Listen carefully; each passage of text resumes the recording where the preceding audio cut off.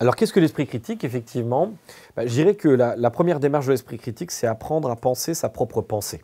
C'est-à-dire suspendre son jugement, se méfier de ses propres intuitions, par exemple. Quelquefois, on peut avoir une certitude que quelque chose est vrai, mais cette certitude, elle peut venir, par exemple, d'intuitions intellectuelles fautives ou de l'envie de croire.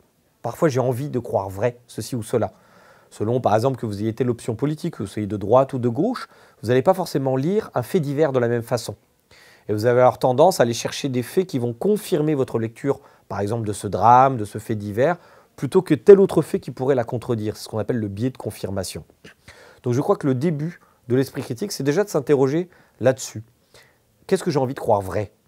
Et à partir de là, peut-être vous interroger sur les moyens que vous allez convoquer, notamment à qui vous allez faire confiance pour vous faire une opinion. Parce que n'oubliez pas quelque chose, et je fais partie exactement de ce groupe, ce que nous savons vraiment par nous-mêmes est infime par rapport à ce que nous savons sur la foi d'autrui.